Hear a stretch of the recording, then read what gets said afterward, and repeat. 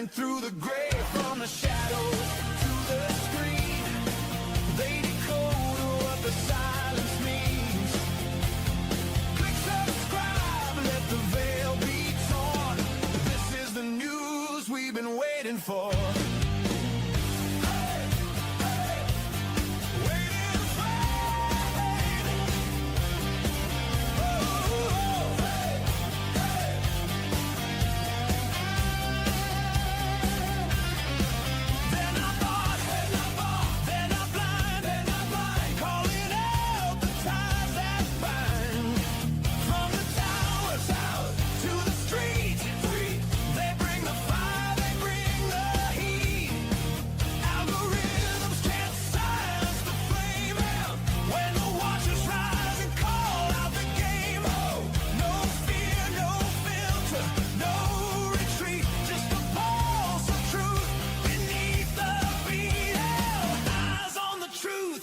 Turning away, global watchmen leading the way.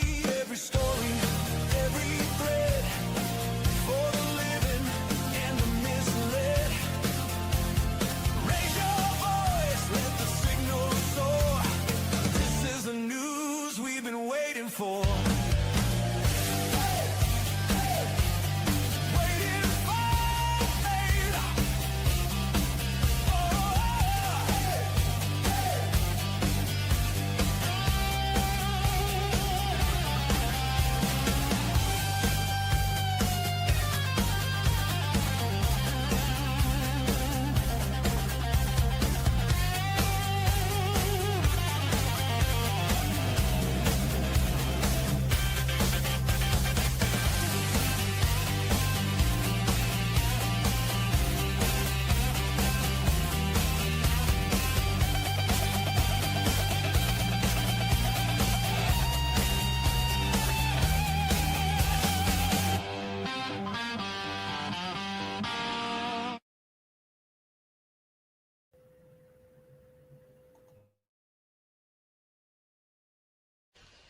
I don't have to tell you things are bad.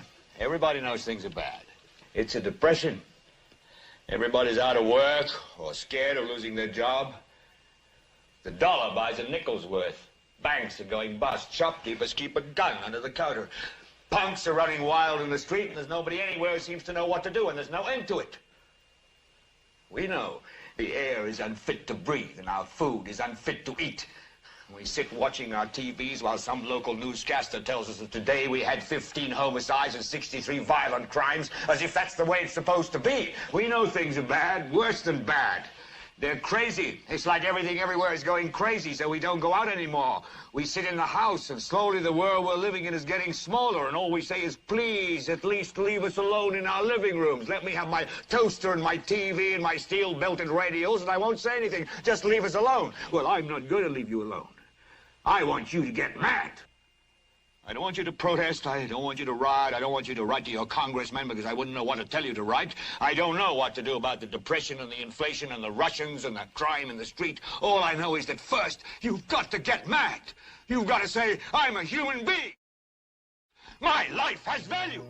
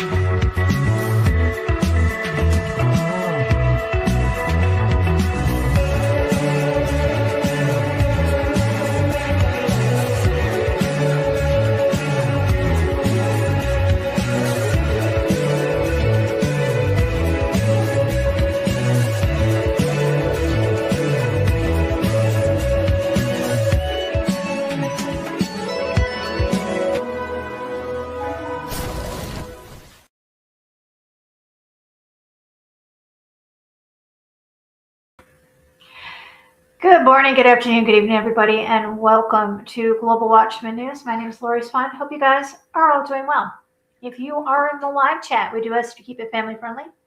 There will be moderators in there to make sure that we stay within the terms of service put forward to us by the platform we're utilizing tonight. If you're new to the channel, welcome. Take a minute, hit that subscribe button, hit that bell so you know when we go live.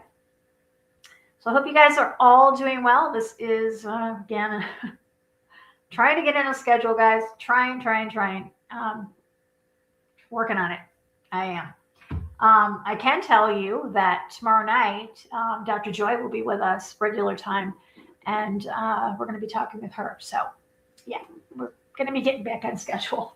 So, to all the moderators, please make sure that you're ready with the band hammers, because I have a feeling it might get a little bit hairy in here. Not quite sure who's going to be coming in or not, but yeah. So to start off tonight, I just want to say that there is definitely a mass awakening taking place across the U.S. and on every social media platform. People like myself are speaking up with an uncomfortable truth that has been hijacked, manipulated, and packaged as utmost biblical importance by pastors for decades. Bullying tactics and threats of punishment directly from God, along with an infusion of, at this point, trillions of dollars, have been used to silence the truth.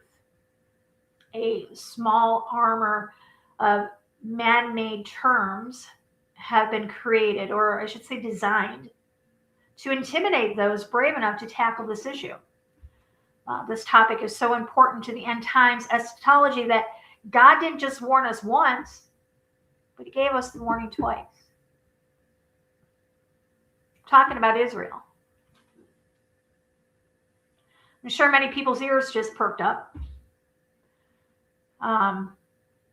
Vocal cords are probably warming up somewhere. Fingers are being strategically placed on keyboards, and the same labels that have been used for decades to discredit the truth are waiting to make their entrance. You know the ones.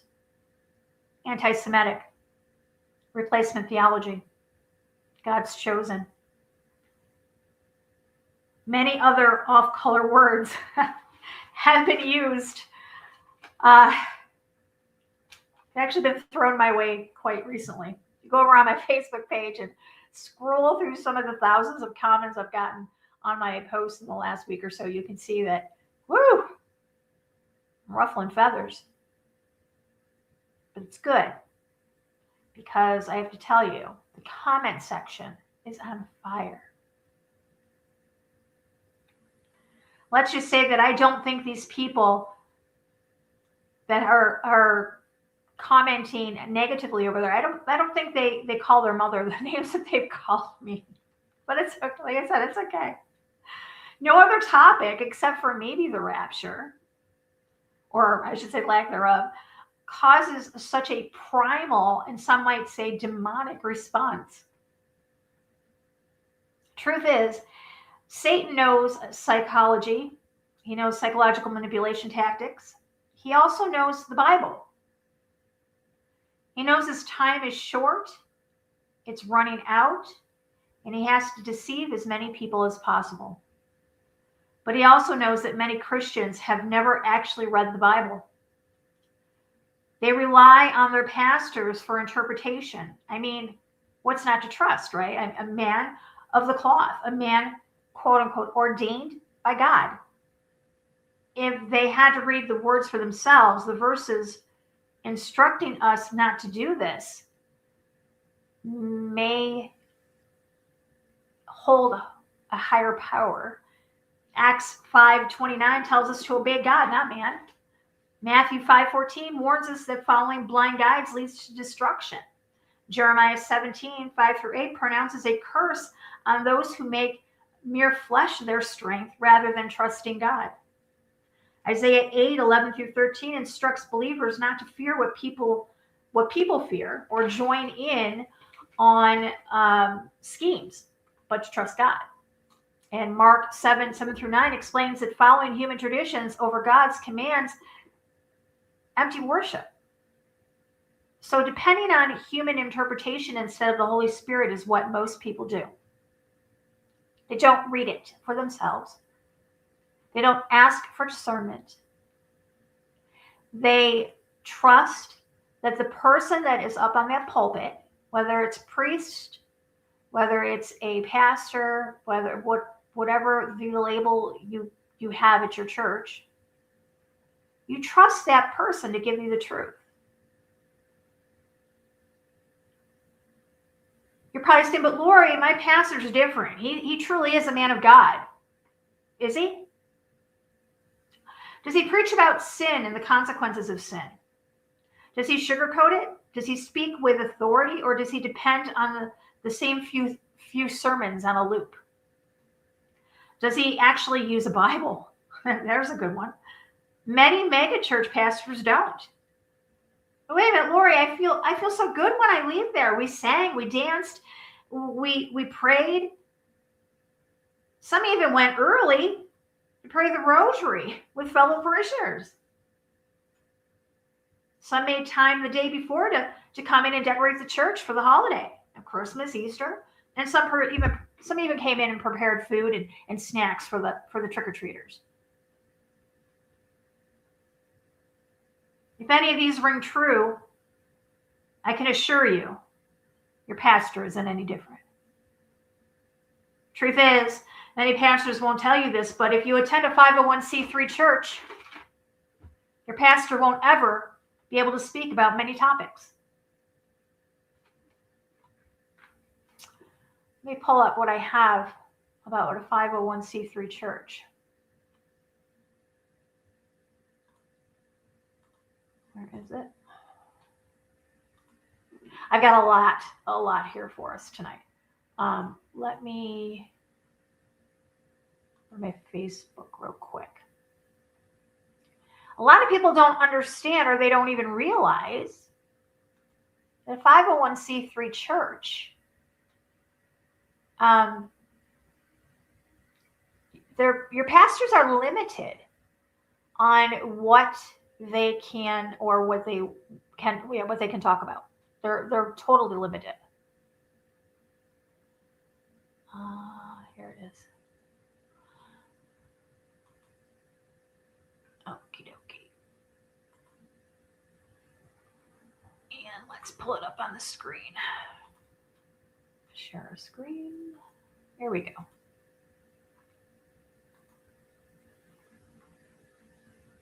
Okay. Hold on a second. Now I got to go find it. There it is. Is that it? Nope, that's not it.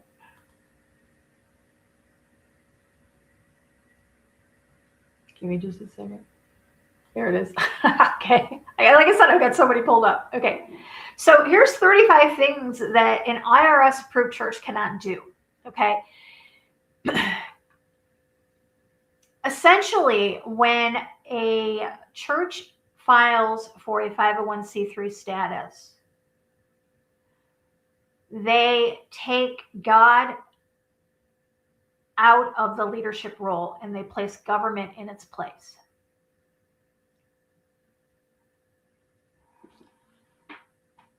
List below is 35 things the IRS contends are prohibited of churches and ministries which are incorporated with the state as nonprofit religious organizations having a 501c3 tax-exempt status. A pastor or minister leader who violates the guidelines of the IRS on these 35 prohibitions can have his church or group's tax exemption revoked and be dealt with harshly by the IRS. Doesn't matter how truthful these topics are. Doesn't matter how crucial they are to end times eschatology. It doesn't matter how crucial these are to a person's salvation.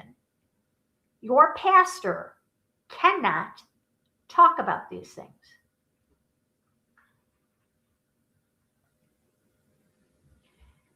He can't expose conspiracies. He can't criticize the New World Order. He can't say or publish anything negative about any politician, Republican or Democrat. And he can't teach about the two-horned beast and the false prophet. He can't criticize the government agencies or bureaus like the IRS, the FBI, the CIA, the DEA, OSHA, Department of Justice. He can't criticize an institution of government such as the White House, Congress, Federal Reserve, or the Supreme Court. He can't encourage his congregation to call or write their congressman, senator, governor, mayor, or other political official. He can't criticize any proposal or pending bill or legislation that would take away the rights and freedoms of the people. An example of that would be the mark of the beast. He can't make disparaging remarks about or criticize any other faith group, cult, or religion. Goes right against that. That literally goes against the Bible. The Bible tells us in Daniel, in Matthew,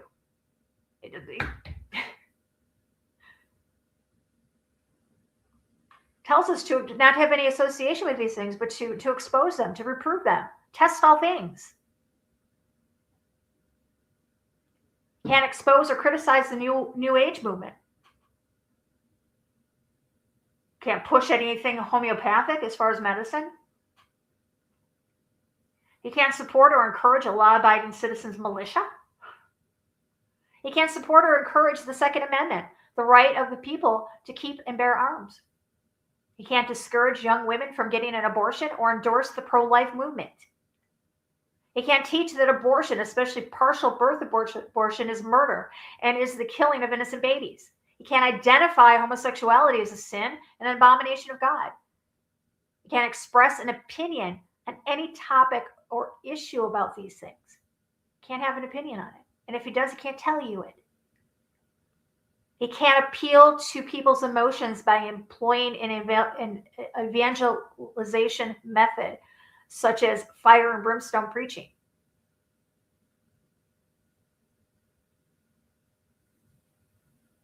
If your pastor doesn't teach you the consequences of sin,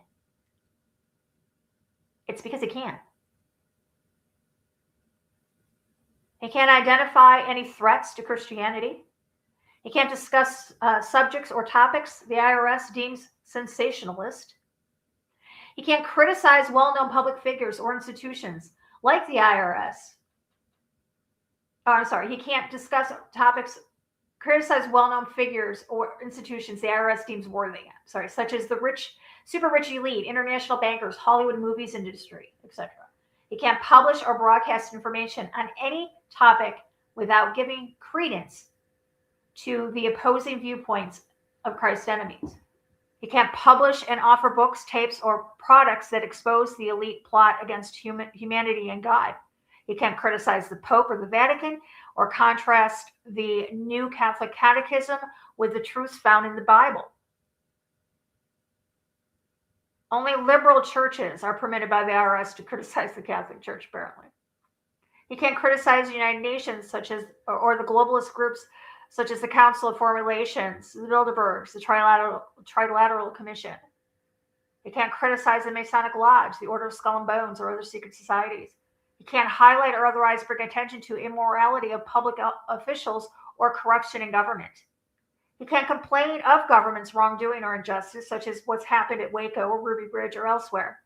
He can't criticize the Jewish ADL or any other Jewish lobbying groups. Let me repeat that, because that is going to be something we're going to talk about again, is your pastor cannot criticize the Jewish American Defamation League or other Jewish lobbying groups. He can't say anything positive about the religious right or the patriot movement. He can't support homeschooling, home churching, or unregistered churches. He can't spend money on missionary projects or charitable causes not approved by the IRS. He can't promote or encourage alternative health care, such as herbs, vitamins. I think we've covered that before. And he can't expose false teachings of any kind by anyone.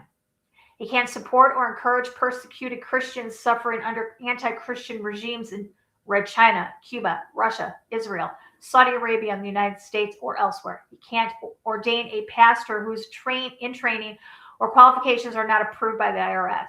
And he cannot advocate or teach any Bible doctrine that is politically or religiously incorrect or is consistent with any public policy, abortion, feminism, gay rights currently being enforced by the IRS.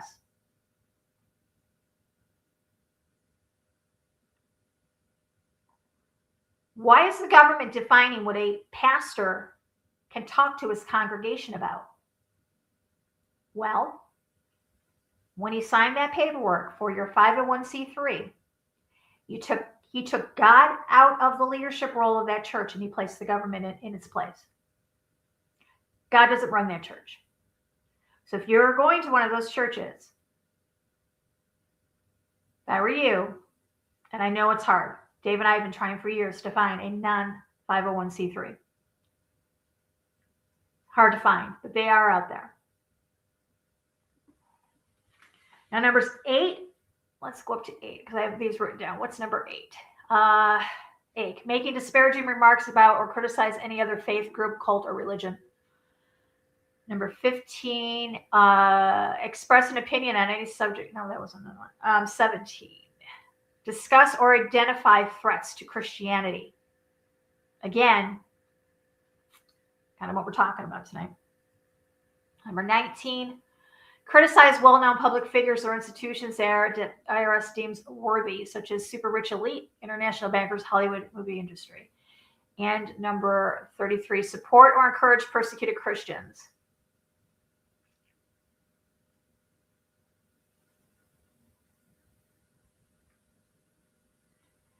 And because they have to follow these guidelines, you will not find a pastor who will give you the truth about Israel. Most pastors are bought and paid for. Notice I said most. I didn't say all. But most pastors are given incentives to stay away from facts, basically. Lori, you're a liar. That's not true. How dare you make such claims? Well, anybody who knows me or been around for any length of time, you guys know that I bring receipts to back up my words, and tonight is no different. I'll play you a video.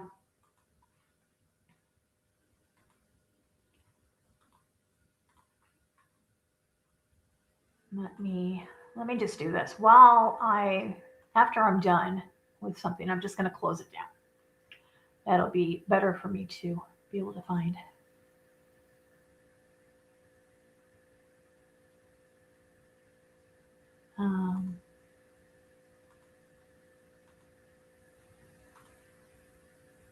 I have 2 Netanyahu. Let me find out which one I want to play. All right, I'm going to play this one.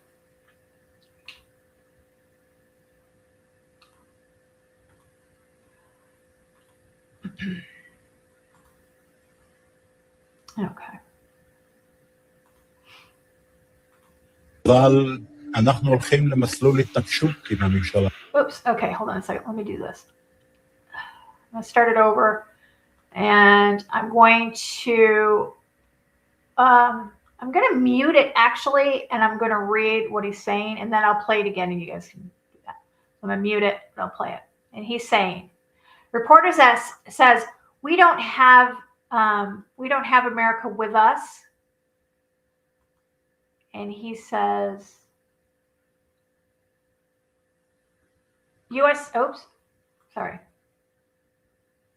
USA is not a unified bloc. We have the Senate, the Congress, and the record-strong Jewish lobby on our side.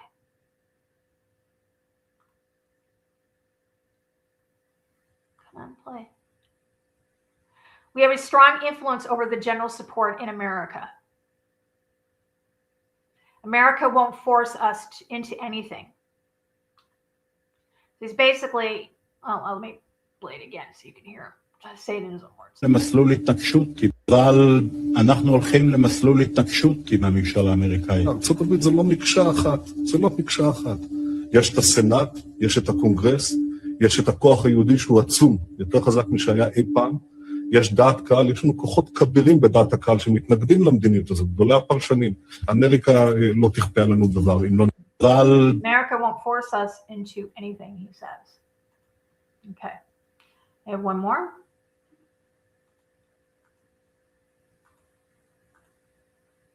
And this was saying that, oh, wait a minute, no, it's not the one I want to play yet. Hold on a second.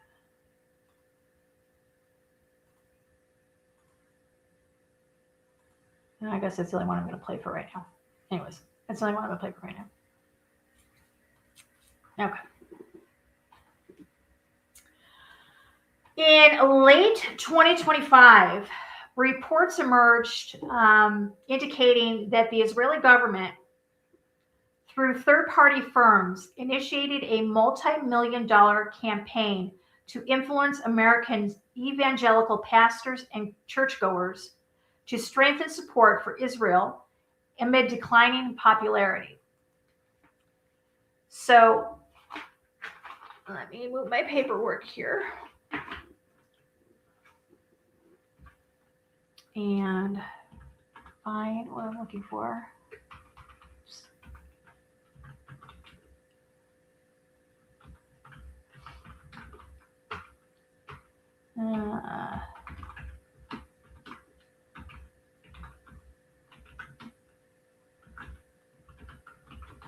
I forgot to pull this one up. I apologize. I'm going to pull this one up right now.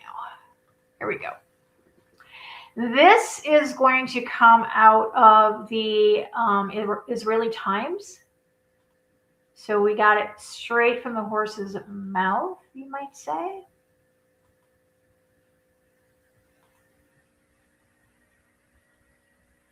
There we go.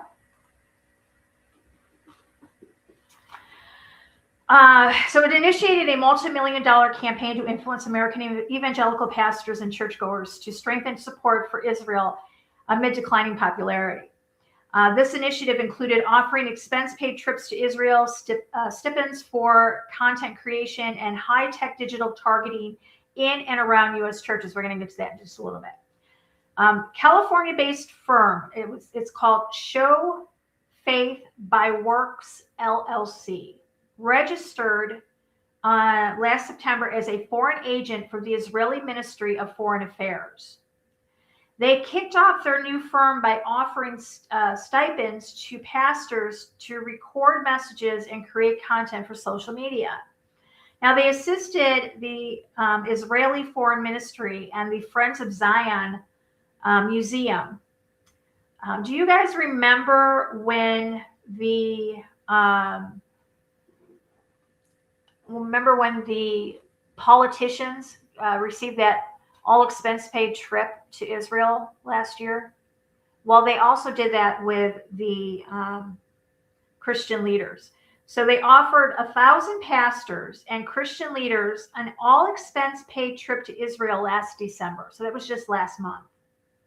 This trip was to train them. Now, let me listen to this. This trip was to train them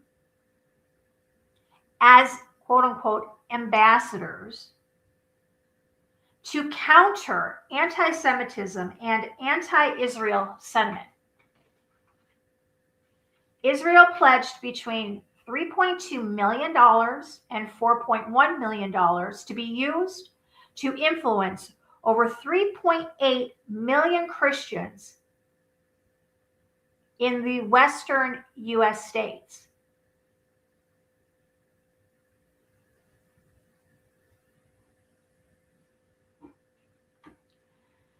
Right here, it says Israel to spend up to $4.1 million in bid to bolster support among Christians in western U.S. With its popularity in the United States crashing, Israel is bankrolling what organizers say will be the largest campaign of its kind to bolster support among evangelical churches until recently seen as an unshakable base of support for the Jewish state. The foreign ministry has hired an American firm to run the campaign, with plans to spend as much as $4.1 million on marketing aimed at Christians across the western part of the country, according to a newly filed federal disclosure.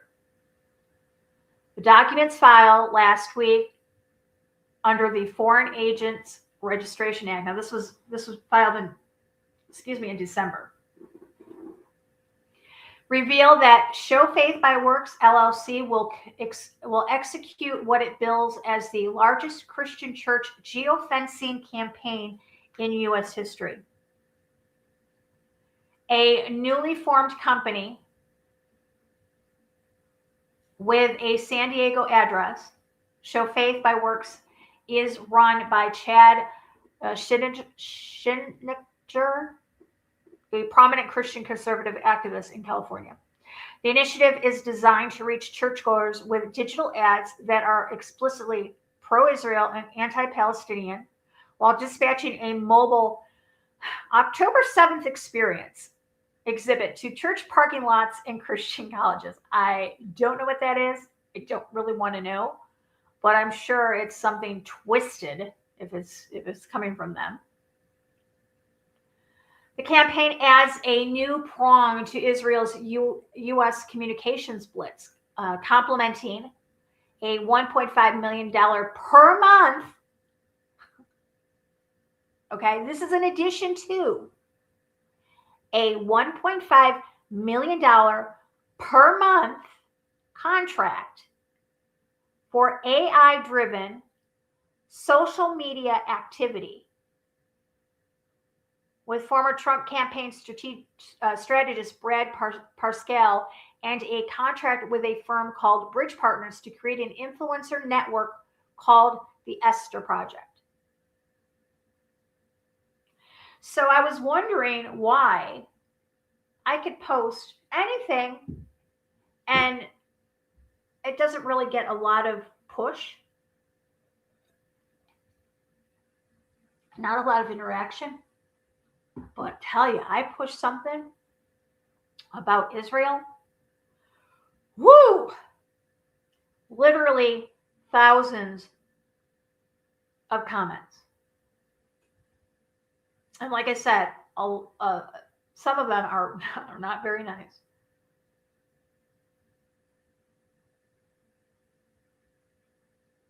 PR Blitz was anticipated after the foreign ministry was allocated $150 million in this year's budget for public relations efforts. Let me ask you a question. If you're a nice person, do you have to remind people that you're a nice person? If you're a trustworthy person, do you have to tell people that they can trust you?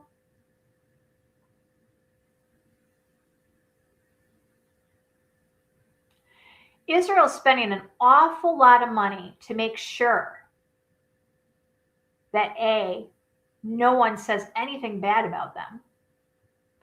B, no one tells the truth about them. And C, that they're seen in a positive light, no matter what they do.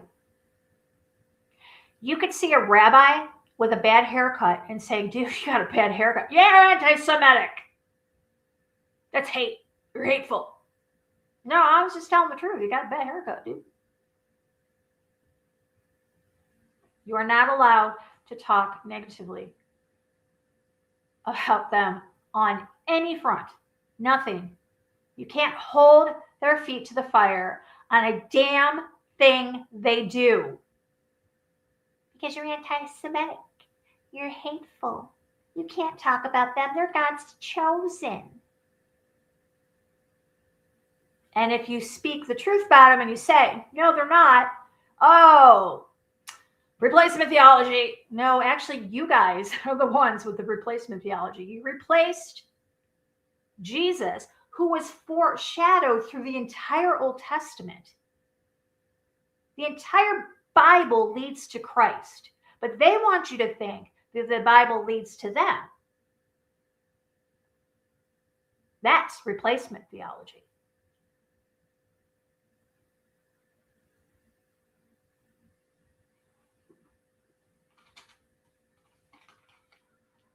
Public attention to Israel's efforts surged last week following reporting by an online outlet called Responsible Statecraft, which is published by the Quincy Institute, a dovish foreign policy think tank in Washington, D.C. Together, the deal underscores how Israel's government is deploying unprecedented resources to shape American opinion and what Prime Minister Benjamin Netanyahu, which isn't his name, by the way, he's got a Polish last name, has described as the country's eighth front, the battle of narratives and public opinion around the world. Do you know any other government on this planet that puts this much effort into making sure they're liked?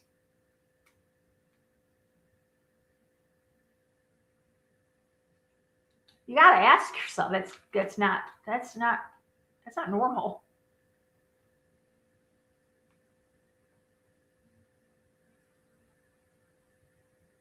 The campaign comes at a time when Israel's once reliable support among U.S. and evangelicals is showing cracks, with recent surveys showing that younger evangelicals are less likely to support Israel than previous generations.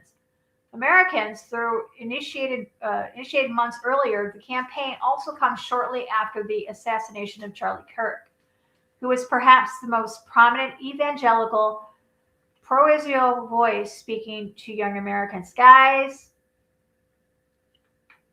Charlie Kirk was waking up. Charlie Kirk was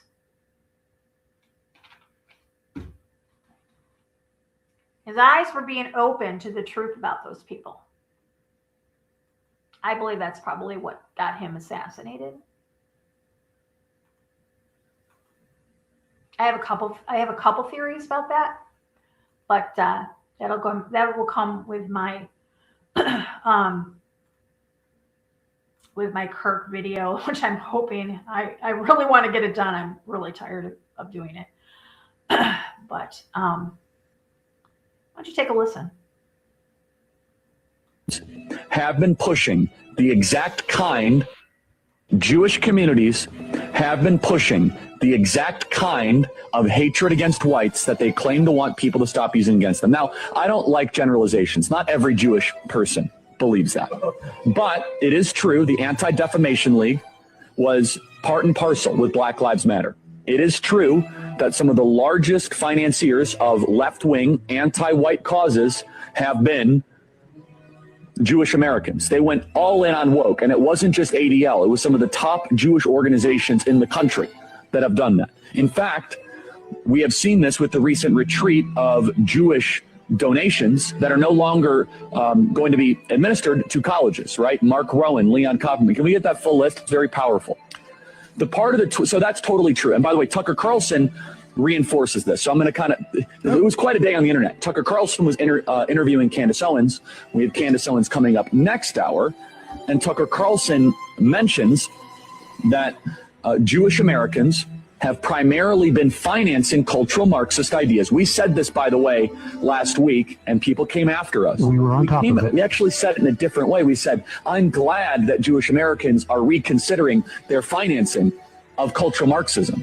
And people misunderstood it intentionally and slandered us as being anti-Semites. But listen to this. Tucker Carlson is completely correct by saying this, that the philosophical foundation of anti-whiteness has been largely financed by Jewish donors in the country. Okay. I'm going to, oops. I just sent myself another video. Give me 2 seconds to pull that up for us because I want you to hear this as well.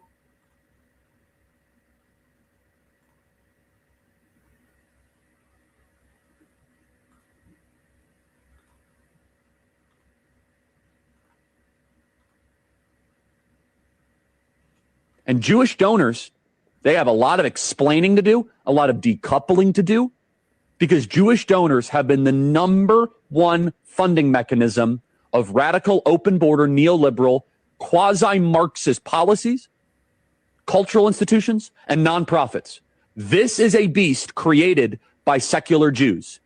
And now it's coming for Jews, and they're like, what on earth happened? And it's not just the colleges. It's the nonprofits, it's the movies, it's Hollywood, it's all of it. It's like time for you guys to wake up and say no more. Draw a line in the sand. I don't care if you hate me.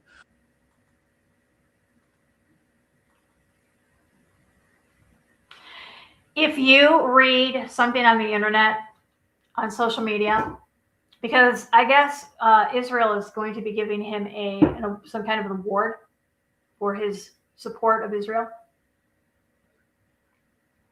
Know that that's bullshit.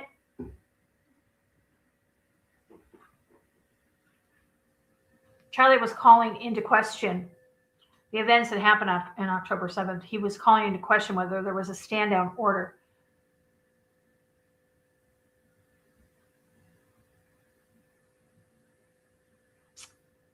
Anyways, let me pull up the other one I got. What is that? Oh, no, I don't want that one. What did I do? But hold on a second, guys. I'm trying to get it. Okay, I don't need this one. Oh, that one. Do that one. Do that one. Here it is.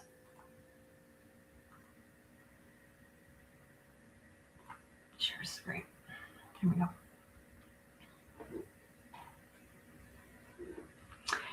Although initiated months earlier, the campaign also comes shortly after the assassination, as I said, of Charlie Kirk, who was perhaps the most prominent evangelical pro-Israel. Yeah, whatever.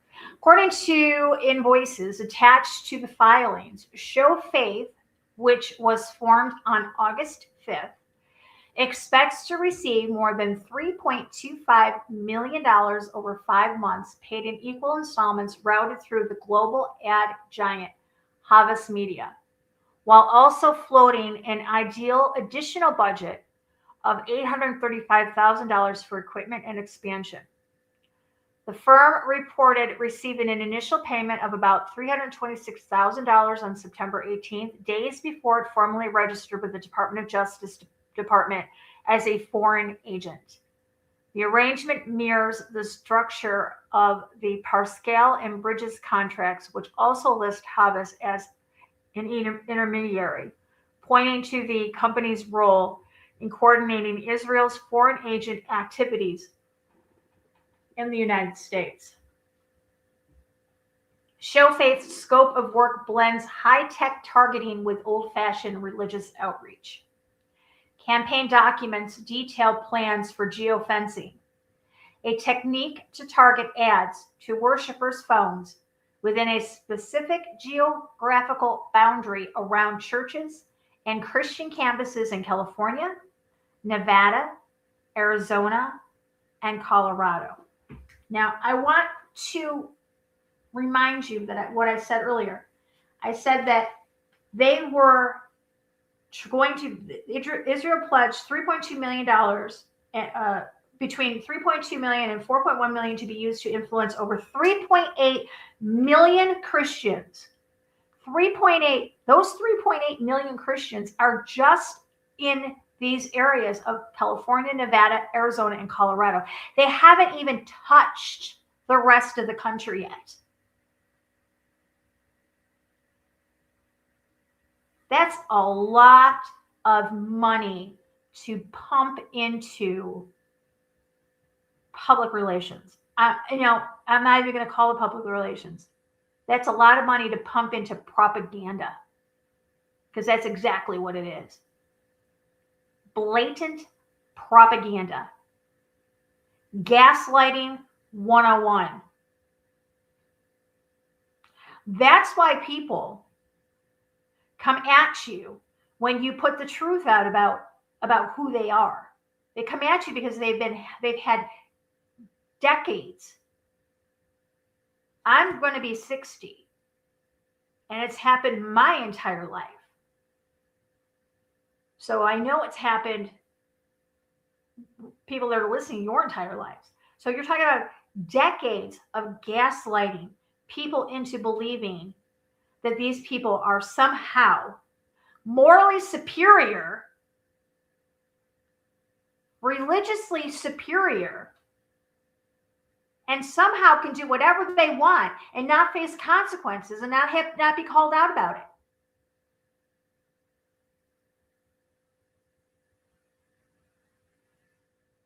And the Christian Zionists here in the U.S., oh, they support them. Send money. They're sending money for the making of the third temple. Why would a Christian give money to build a temple that the Antichrist is going to be? Why would you do that? It makes zero sense to me. I cannot grasp that. And I don't know why. Am I the only one? Present company excluded. But I mean, seriously, when are we going to stop playing the emperor has no clothes? You guys are familiar with that, right? Emperor walks by, he's freaking naked, but everybody's like, oh, he looks so great in that jacket. No, he's naked.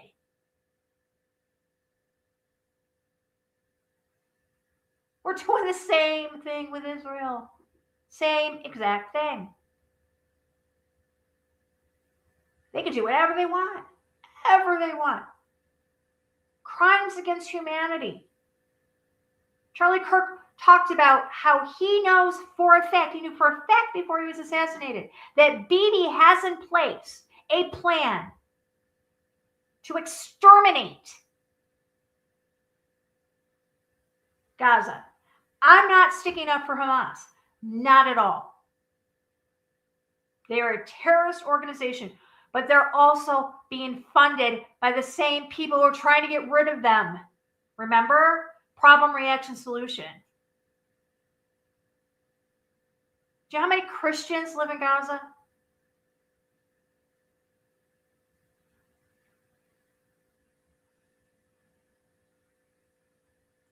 They're human beings that are going to be exterminated. But we're not allowed to say anything because they're God's chosen. It's all right. They're God's chosen. They can do whatever they want. God won't be mad at them. Bullshit. They need to be held accountable for the exact same things that you and I are held accountable for.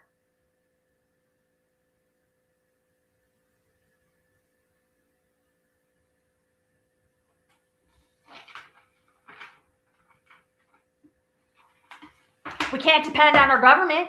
You want to know why? We can't depend on our government because Israel, let me find it, paid for an all-expense paid trip for our legislatures, for our government officials to go to Israel. You guys remember that? Last year, thought I had it. Last year, hold on a second. I think it started in January, if I'm not mistaken. Yeah, last year, January, Rhode Island delegation went to an all-expense paid trip to Israel. And then in September, 250 state legislatures for the 50 States One Israel conference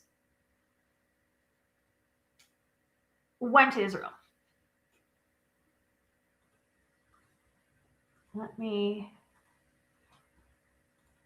this? No, that's not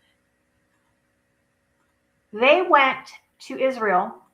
Like I said, all expense paid.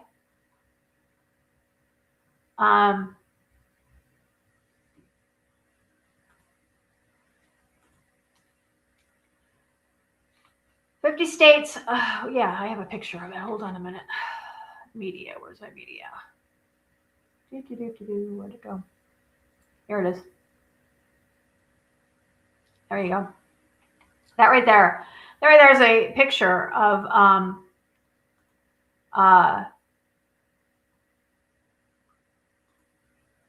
I want to say, our legislatures, our can't even think, our elected officials. That's what I was looking for. Elected. They went all expenses paid. Like I said, 250 delegates. So that's from 5 from each state. They've sent to Israel for a quote-unquote bipartisan 5-day mission to strengthen ties, according to a September 2025 Facebook post by this person. Key participants from Ohio included Representatives Eric Steinberg, Jason Stevens, Melanie Miller. I mean, you guys go to You can look at, see who participated, whether they were from your state or not. Most likely, I mean, 5 from each state went. So the mission goal was to connect state legislatures with Israeli leaders, fostering bilateral ties and exploring trade opportunities, according to the document from the Oregon legislature. The trip included 250 lawmakers from all 50 states, including Democratic and Republican representatives. The trip was sponsored by the Consulate General of Israel in New York, with travel taking place in mid-September, according to an article. But they went there. Guys, Israel has, we might as well be the United States of Israel, to tell you the truth. Because they literally have a lot of control over our government. They really do. They have a lot of control over the government. And with AIPAC giving money to all of our elected officials, that's another thing you might want to look up when you have time. Go look to see how much money your elected officials are getting from AIPAC. I put up something. Didn't I post something on Facebook about that? Hold on a second. Let me pull it up. Because I put up I think I put up the number 5. Hold on a second. Oh my God, I did it again. Son of a bitch. Laura's not allowed to have anything to drink. Spilled my soda. Okay, hold on a second. I'm pretty sure. Oops, get out of there. I mean, I can remove that one. Come on over to my Facebook with me, and because I'm pretty sure I did post it. All right.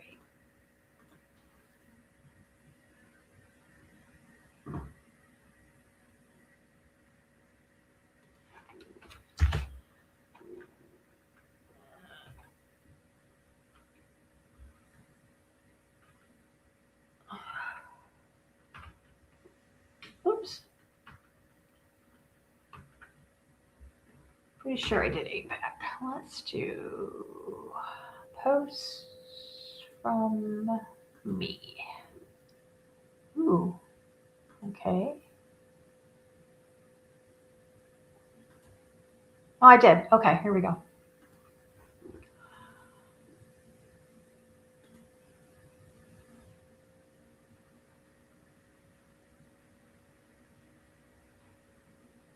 Oh, that's not it. All right. I thought I posted the names. Maybe somebody else did.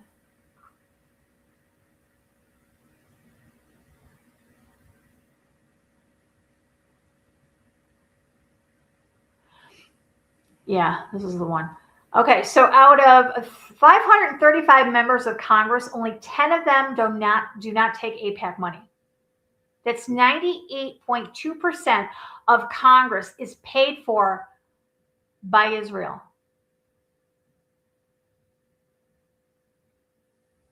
That whole America first bullshit, it's not America first. Right now, it's Israel first. And let me tell you something. Bibi has a very low opinion of Americans.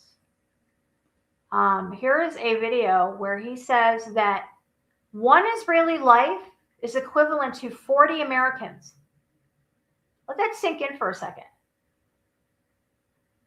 One Israeli life is equivalent to 40 Israeli lives. Well, that's because to them, we're goy. We're goyim. We are soulless animals to them. We don't have a soul. We mean literally nothing to them.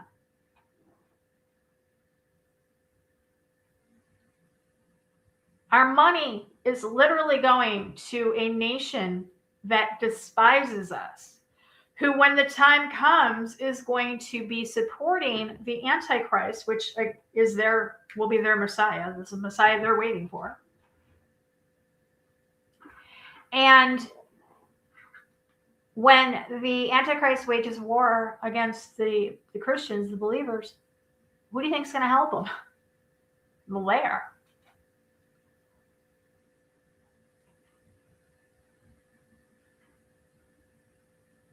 Like I said, Zionist Christians who are sending money and supporting the Temple Institute or supporting anything having to do with Israel is basically paying for their own demise.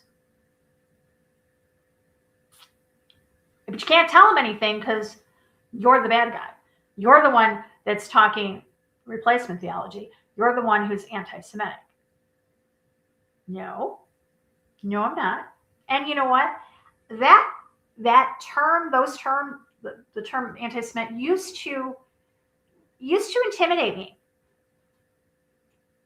But now I know that it's just a bully tactic to shut me up. And you know what? Call me anti-Semitic all day long. I'll wear that label proudly. Because it really, in the grand scheme of things, doesn't mean shit.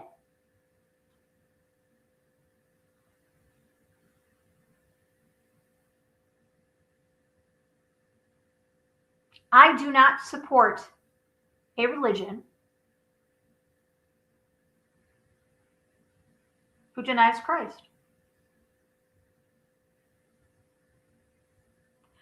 Why is it every other religion that denies Christ, we know and we can say it's a false religion? But we can't say it to them? Why?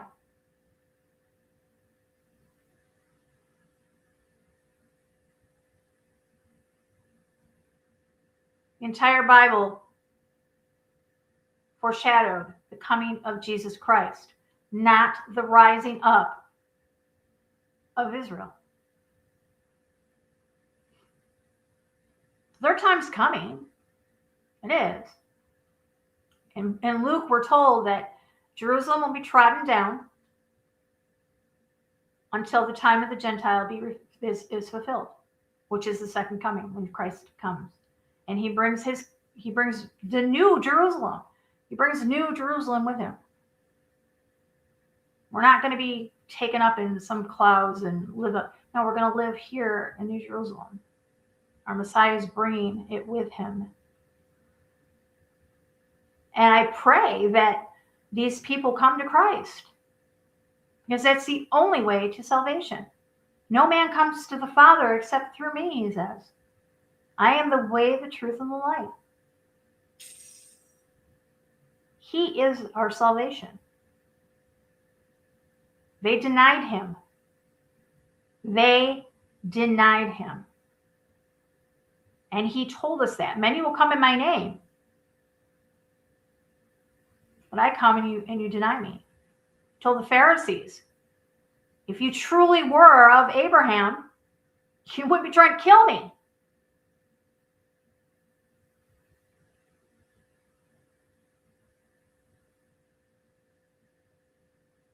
We're not supposed to talk about that, are we?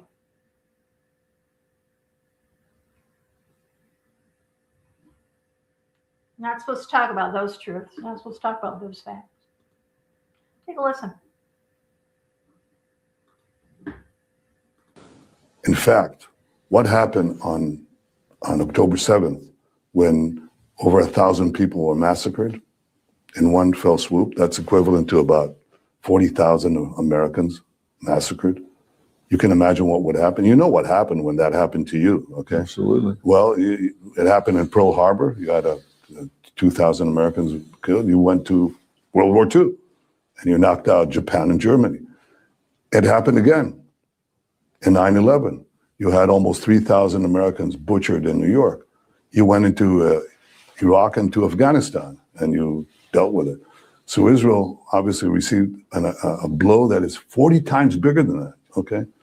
And we defended ourselves in the Seventh Front War. But understand that in the Holocaust, October 7th, Pearl Harbor, 9/11, happened every day for 5 years, 5,000, just like 5,000 October 7th, 5,000 September 11th. This is a man who's just received the mark of the beast.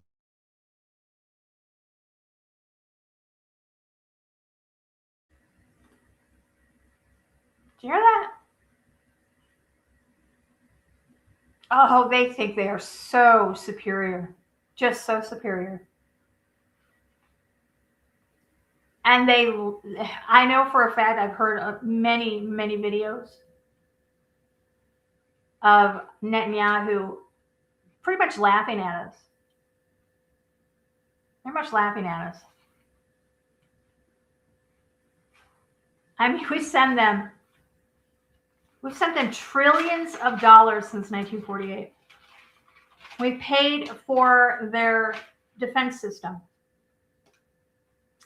We have, and we've got Jimmy Carter. We've got Jimmy Carter to thank for sending them money.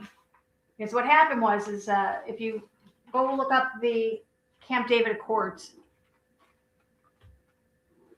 Jimmy Carter wanted Israel and Egypt to stop fighting, to get along. So he kind of said, look, if I give you guys X amount of dollars, you promise to play nice? And that's what has been happening since then. We send them money. Taxpayer money sends we send them.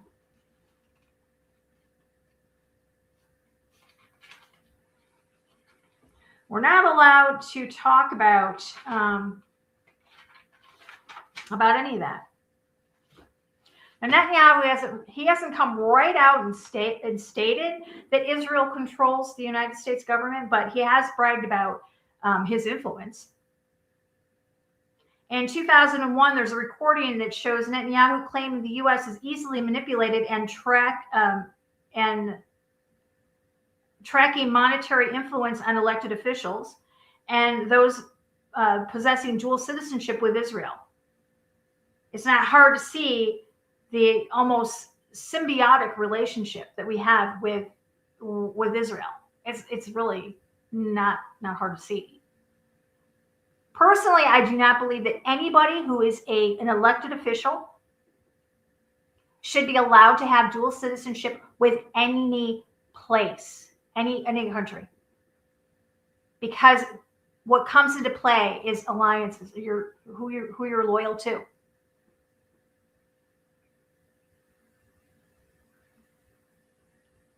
Do you trust anybody who may have to make a choice? When it comes down to choosing between America and Israel, you bet your ass those people are going to go with the money. Who's paying them? Huh. And they're paying a lot of money. Lots of money. I pulled up something and I asked Google. I said,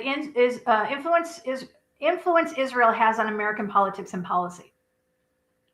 And this is what it says. Let me pull it up on the screen so you guys can follow along with it. I knew the answer to it, but I just wanted you guys to see yourselves. Israel holds significant, though increasingly debated, influence over U.S. politics and policy, anchored by a special relationship based on shared intelligence, regional strategy, and robust bipartisan lobbying. Organizations like AIPAC shape congressional support for over $3 billion in annual aid, while public opinion shifts amid the Gaza conflict and political polarization. AIPAC needs to get out of U.S. politics. Israel public affairs has no business in U.S. policies.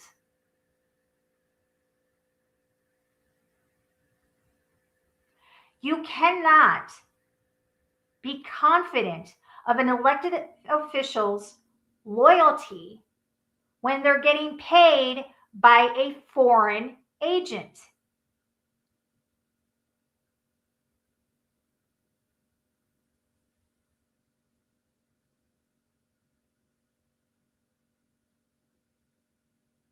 It says here that Israel is viewed as a crucial partner in counterterrorism. What are you talking about?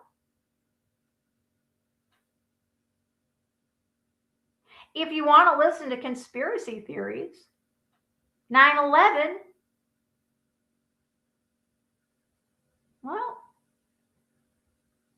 they weren't cheering in the streets for nothing, were they?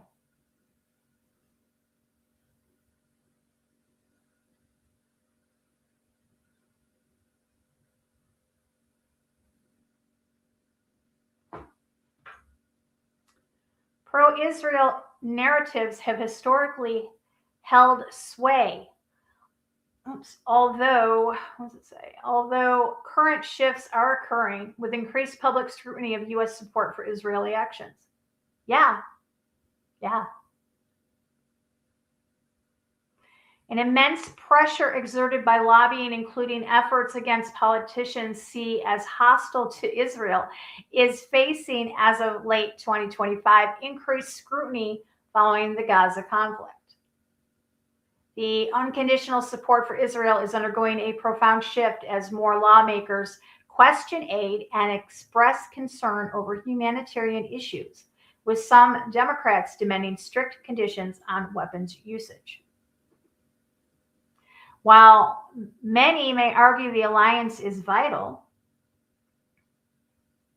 others view it as a liability that hurts U.S. interests, advocating for a more balanced approach in the Middle East. I'm going to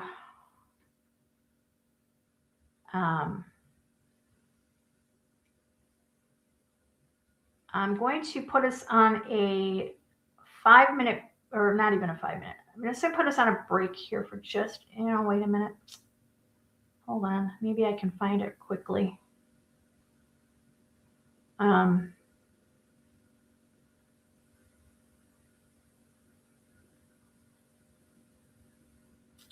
right, I got it. I'm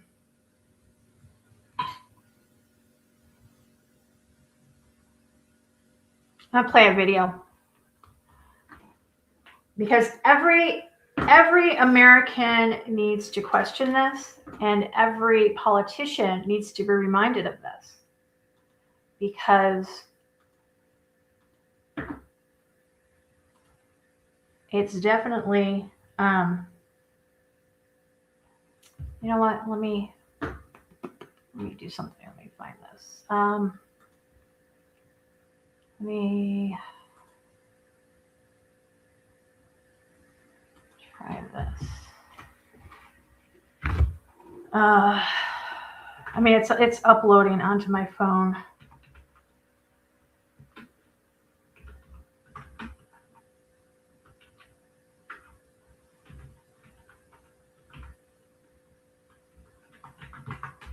But if I can pull it up quicker.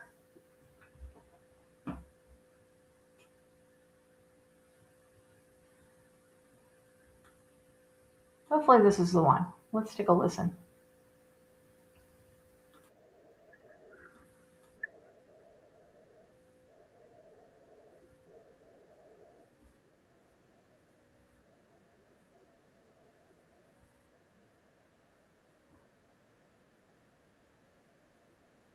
Oh, wait a minute. Help if you shared it, Lori. I'm not sure. There we go. All right, he's talking about September 7th, which I find interesting that out of everything that goes on in Israel, I mean, as far as like with the Iran thing and the peace deal and everything, the one thing that they are making sure of is that their narrative of what happened on October 7th is the one that they're pushing. Take a listen. The whole country's a fortress. Times the whole country's a fortress. When I first heard this story, I still had the same gut instinct that I did initially. I find this very hard to believe. I've been to that Gaza border. You cannot go 10 feet without running into a 19-year-old with an AR-15 or an automatic machine gun that's an IDF soldier, right? The whole country is surveilled. And so let me just kind of go through this. We don't talk about Israeli politics very often, and most Americans don't know this. The last 9 months, Israel was on the brink of civil war. It's not an exaggeration. This judicial stuff, there were hundreds of thousands of Israelis taking to the streets because Bibi Netanyahu was basically redefining the Israeli constitution. That's not an exaggeration, right? He said the judicial branch has too much power. There were protests planned this week against Netanyahu, where they anticipated tens of thousands of people to take to the streets. That's all gone, Patrick. Netanyahu now has an emergency government and a mandate to lead. I'm not willing to go so far that saying that Netanyahu knew or there was intelligence here, but I think some questions need to be asked. Was there a stand down order? Was there a stand down order? 6 hours? I don't believe it. Israel's the size of New Jersey. When I took a helicopter ride from Jerusalem to the Gaza border, it's 45 minutes. Wow. 6 hours. They're live streaming the killing of Jews. Did somebody in the government say stand down? That is a legitimate, non-conspiracy question. The whole country is the IDF. The whole country is. Yeah. And you're trying to tell me that they're going to concerts and kibbutzes and schools, and by report in Israel many times, the whole country is a fortress.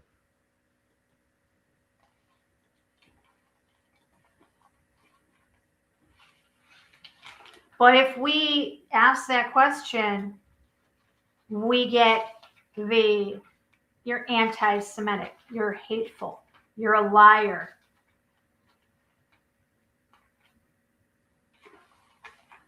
This campaign that's coming through with all this money, they have they're going to be doing a October 7th experience. Why? Why are you so worried about how the world sees that one day?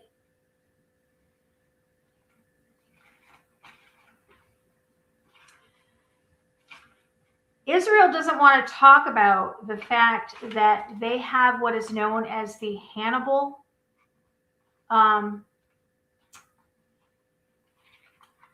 protocol. And on October 7th, the Hannibal is in Hannibal Lecter. The Hannibal protocol was initiated. And what that is that they would rather have their people, whether it's an IDF soldier or whether it's an Israeli civilian, they would rather have them dead than taken hostage. So they have what is known as the Hannibal protocol. And it was initiated on October 7th. That is that they will do anything in their power to make sure that hostages aren't taken. Even if that means destroying their own. Thus the Hannibal Lecter, the cannibalization. So if they see an IDF soldier being taken hostage, they will not only shoot the terrorist, but they will shoot the IDF officer to make sure that it doesn't happen.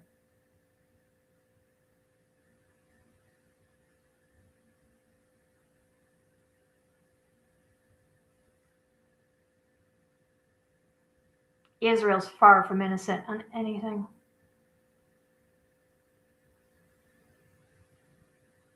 And if Charlie Kirk was right,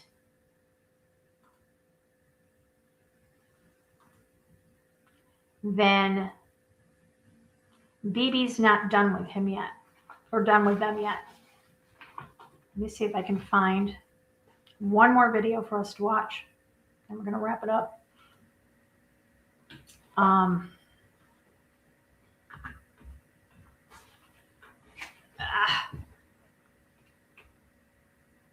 No, that's not what I want to do. Stop it. Okay.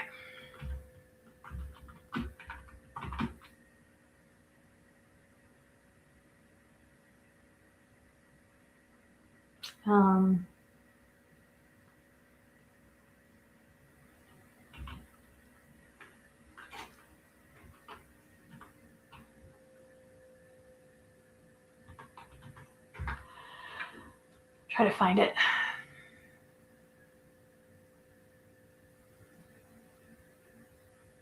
And that's not the one. That's not the one. This might be it. Yes. Okay. I play this one because, and I think this is important because we are not done seeing the atrocities happening in Israel. Listen. They're going to try to ethnically cleanse Gaza. Yep. I mean, that's, and I don't use that term lightly. Okay. They're talking about basically removing 2.5 million people from there. Okay. And honestly, they have a mandate to go seek justice and revenge. They do. This idea that they need to have a truce or a peace treaty, that's morally crap after you see women and children be burned alive and dragged to the streets. But there are some serious questions here, Patrick. And let me tell you, my pattern recognition over the last 5 years has become pretty sharp. COVID, Maui fires, Epstein. When I see a story and it doesn't click, our guts are usually right. Yeah, that's absolutely right. Our gut is usually right.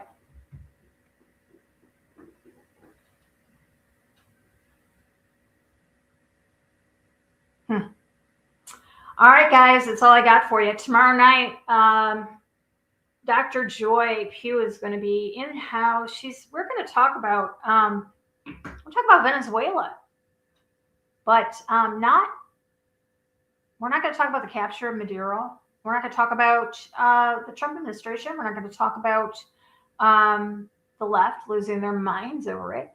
We're going to actually talk about a firsthand recollection, or firsthand telling of what happened that night from a soldier's perspective, because the stories that are coming out of Venezuela regarding the weapons that were used are quite interesting. It's almost like we activated the super soldiers. It's quite interesting. We're going to talk about that tomorrow with Dr. Joy. I hope you guys are all going to look forward to that. I am working on, if you guys noticed on the screen, is our new emblem. It's our new logo for the channel. We're getting rid of the red and black, and we're going to a sleeker design, I guess you might say. I'm also working on implementing this new logo into our opening and our closing. I'm going to be doing that, also getting that ready to go. So, all right. I want to wish all of you the best weekend possible. If I don't see you tomorrow for the next show, many blessings. Thank you to all of everybody that's watching. Thank you to all of our moderators. And until next time, guys, remember, eyes open, no fear.